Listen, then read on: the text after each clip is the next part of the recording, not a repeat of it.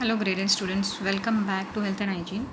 We are talking about certain kind of, what we understood what the term health means.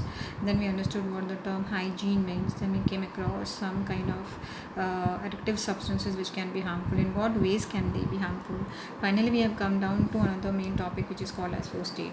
First aid is something like you've been studied right from primary classes. Why? Because then it is essential for us to reach out to the person who is in some kind of injury in certain cases, and we can give him an immediate help, and that immediate help could be so very important to that injured person that it can help him recover sooner, okay, instead of waiting for the doctor and then the doctor treating him. So these are few conditions where we can actually give some kind of a first aid so that the injured person is back to normal. Okay, so first aid could be defined in very simple words, that an immediate or the initial help given to an injured person before the treatment received by the doctor. Okay, now there are a few cases we are going to again study what kind of first aid can be given. A fracture.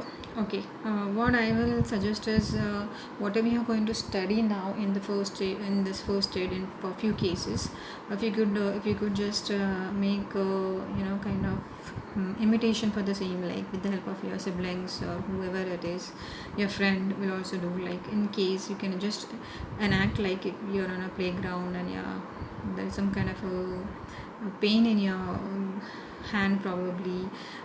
So trying to so after getting to know that it could be a fracture, you're immediately making a sling out of some kind of a cloth and then tying it up, and this is how you can just some kind of activity if you could present from your side is going to be a very welcome thing. Actually, we do it in the class when people when in the school, okay, when we are in the regular school. But now that we are at home, I cannot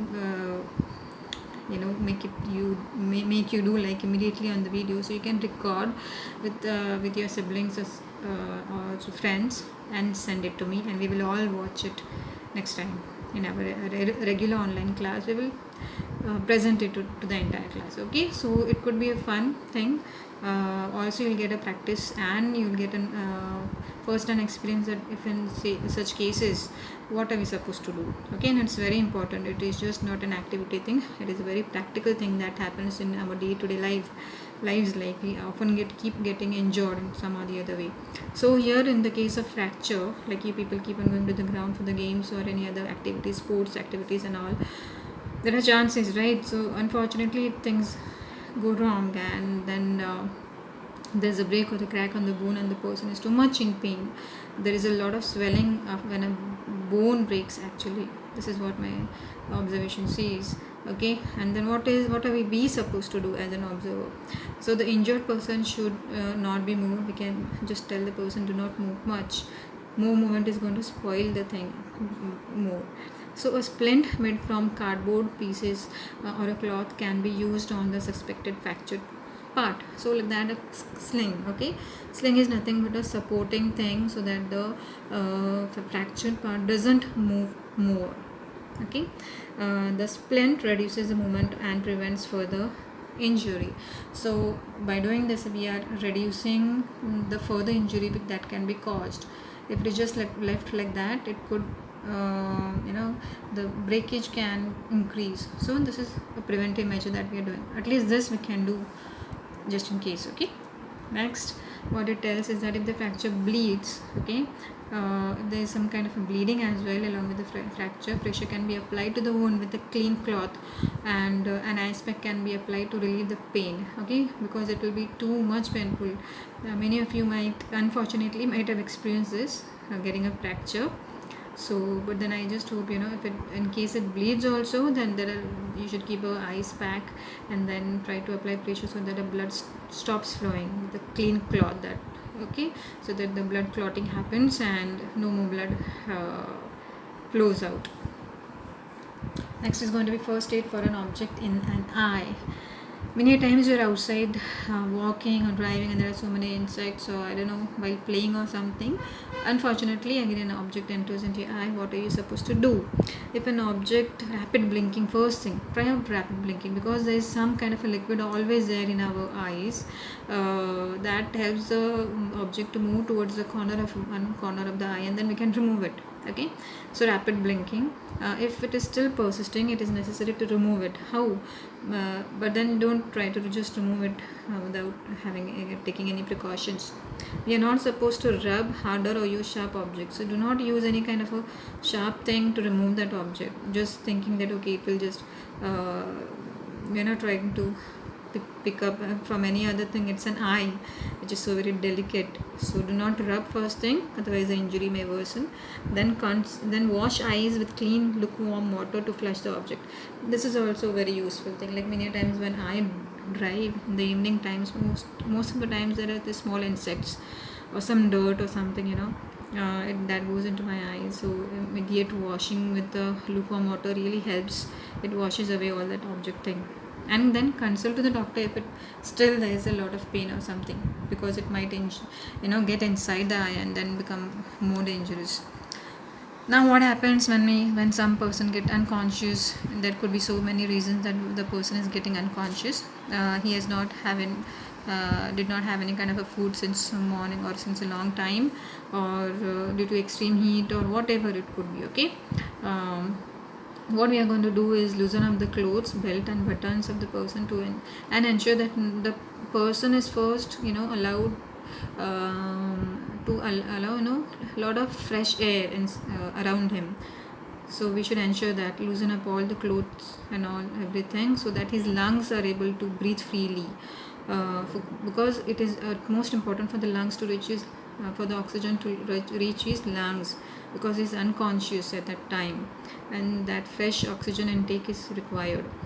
Raise the head for improved airflow and immediately call the doctor.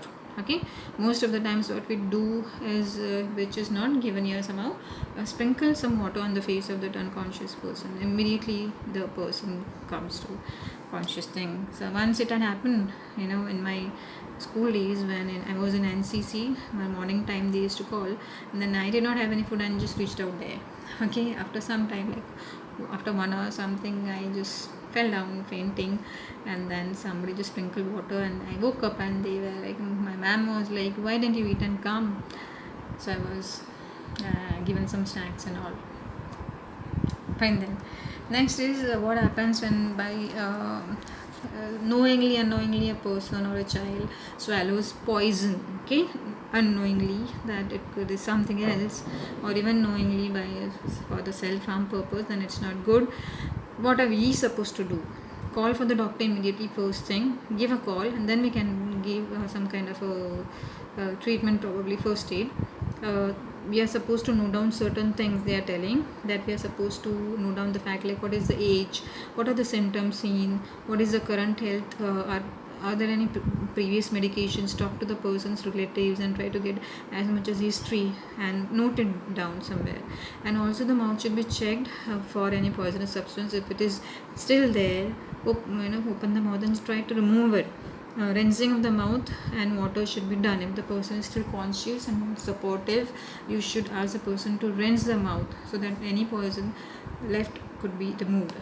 What happens? The first aid, that spelling went horribly wrong, sorry. First aid for snake bite.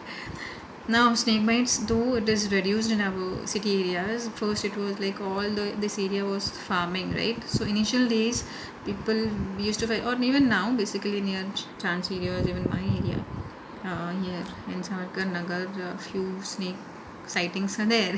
What are we supposed to do in such kind of a situation where there is a snake bite? Obviously there is just one remedy, antivenom should be given, but that doctor will give. Okay, till that time what are we supposed to do?